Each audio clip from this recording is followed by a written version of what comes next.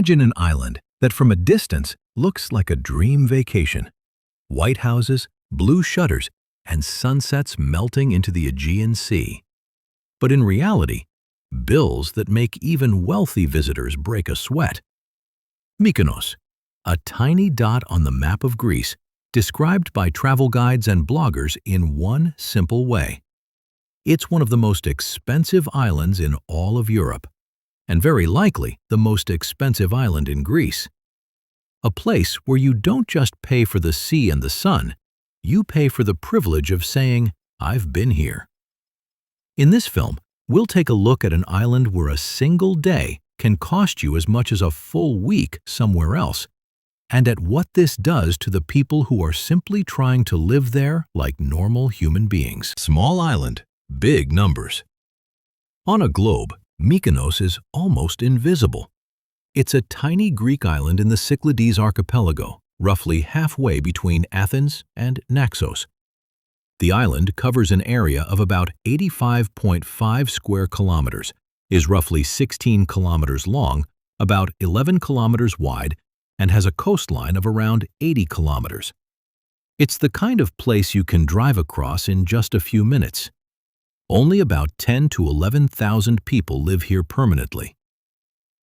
And now, the contrast. It's estimated that in a single year, Mykonos is visited by around 2.2 million tourists, of which more than 1.6 million are foreign visitors, plus roughly 500,000 cruise ship passengers. So you have around 10,000 locals versus millions of visitors. From above, it looks like paradise. A port full of yachts, the famous windmills in Hora, sunsets over Little Venice, and on paradise and super paradise beaches, music from the afternoon until dawn. But to understand how Mykonos turned into such a money-making machine, we need to take a step back. From windy fishing island to luxury logo. Mykonos wasn't always the most expensive island in Europe. In the first half of the 20th century, it was a poor, wind-swept fishing island. Little arable land, very little water, hardly any jobs. Many locals simply left to look for a better life on the mainland. Everything started to change when Greece bet on tourism and Mykonos slowly began to attract artists and hippies looking for the wild Greece, LGBT visitors, for whom the island became one of the more tolerant places in the region, and later, celebrities and wealthy tourists who wanted their own secret place to party.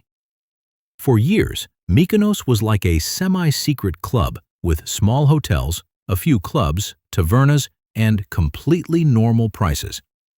And then came what we now see everywhere: cheap flights, Instagram, a global obsession with the Greek blue and white vibe. What used to be an atmospheric, slightly alternative island turned into a global lifestyle brand. Mykonos became a place where you no longer just pay for the sea and the sun, but above all, for the logo. "I've been to Mykonos." And this is exactly where the price list of that dream begins. How much does a day on Mykonos cost? Let's look at the numbers because they tell the story best. Travel sites estimate that the average daily cost of staying on Mykonos for a regular tourist is about $316, roughly €270 per person per day. Out of that, around €148 is just for accommodation, a hotel or an apartment. For comparison, estimates for Greece as a whole put the average at around €160 to €170 per person per day. Greece is already an expensive country. Mykonos is the hard mode for your wallet. Accommodation.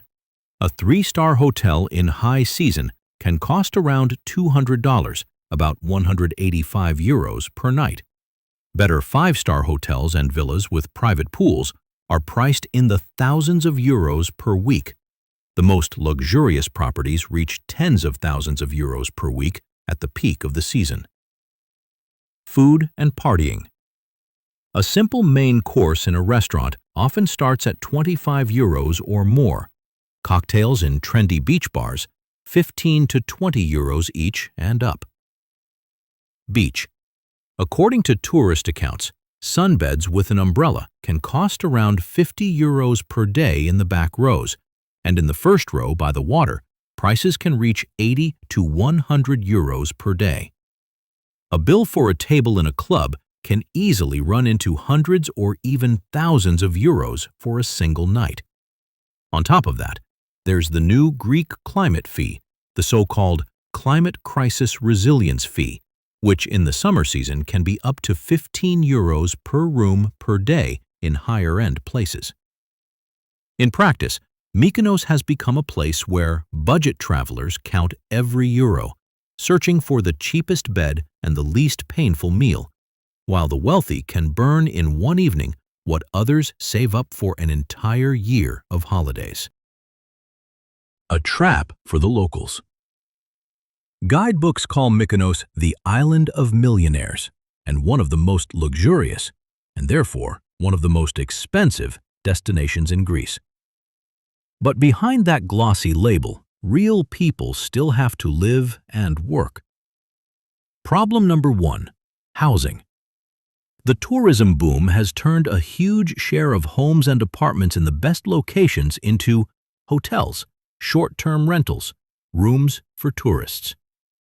Because the island's economy is almost entirely dependent on tourism, and because the number of visitors is many times larger than the number of permanent residents, the pressure on housing is enormous.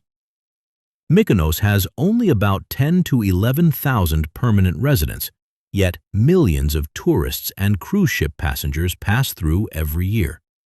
And now, the key part: prices.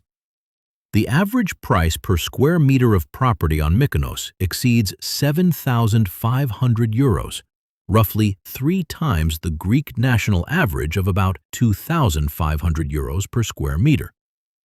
In the most desirable areas, with sea views near Hora or close to prestigious beaches, prices reach €10,000 to even €11,500 per square meter. In practice, this means even a basic 40 to 50 square meter apartment can cost hundreds of thousands of euros, while renting a small place at around €20 per square meter means 800 to 1,000 euros per month, often for something that looks nothing like an Instagram apartment, but more like a very ordinary room. The effect is simple. Rents go up, and seasonal workers, and even some locals, end up living in overcrowded rooms on the outskirts of the island because the center is simply too expensive. Reports from seasonal worker groups and tourism articles mention people sleeping several to a room, in basements, storage spaces, and even tents in the hills, because they simply cannot afford normal housing on Mykonos. Problem number 2: seasonality. The tourist season on Mykonos runs mainly from June to September. During these months, the island operates at full throttle. People often work 10 to 12 hours a day, trying to earn enough in a few months to survive the rest of the year. In winter, Mykonos largely empties out. Many businesses operate only for a few months, and everyday life on the island depends on whether the season hit or not. As a result, Mykonos is increasingly starting to resemble a luxury amusement park, where the locals are not the hosts, but the staff. An island at the edge of its limits. Mykonos isn't only bursting at the seams from crowds and prices, it's also bursting physically. This is a dry, rocky island. There are no large rivers, no lakes.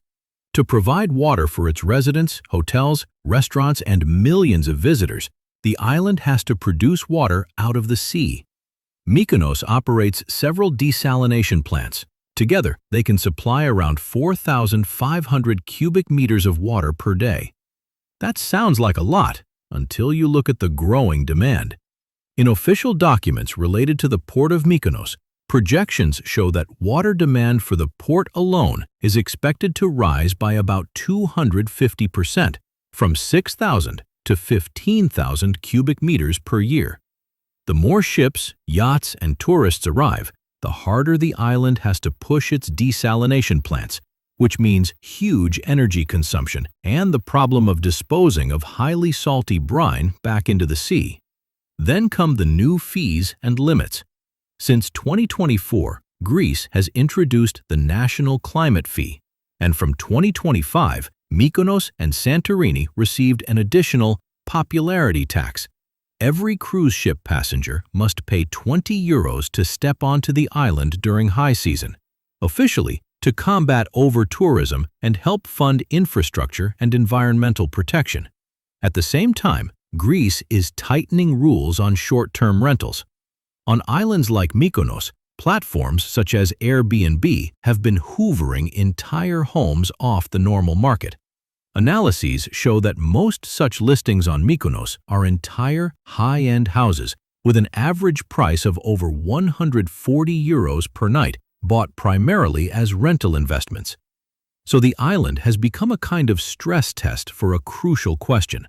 How much more can a small, dry island endure before the bill for this paradise for the wealthy becomes too high, not just for tourists, but above all for the people trying to live here normally? Mykonos as a symbol of expensive Europe.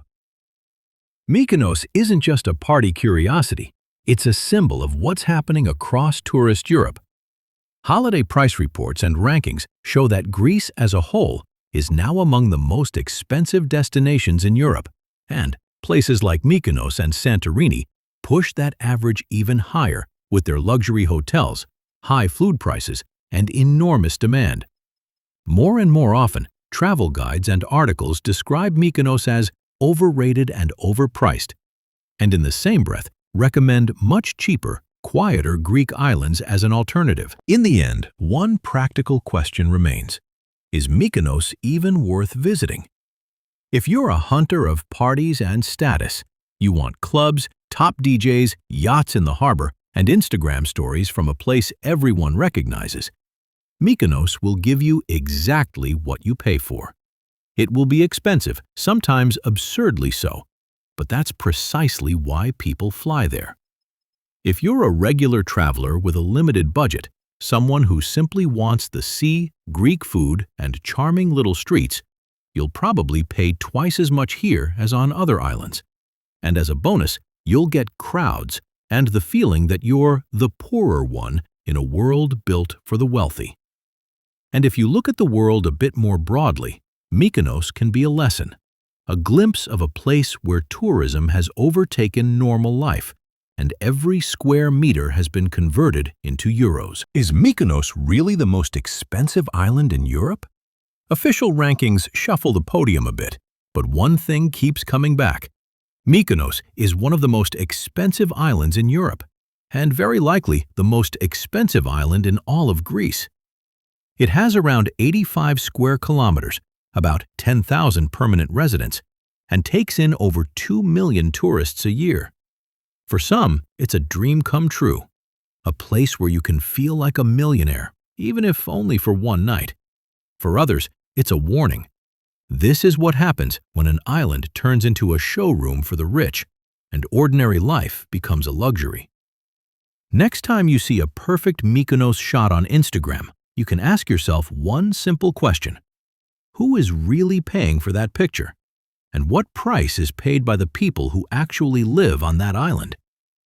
If you want more films about places where the postcard paradise collides with the daily reality of locals, hit subscribe, leave a like, and tell me in the comments which island I should dissect next: Santorini, Bali, or maybe the Maldives.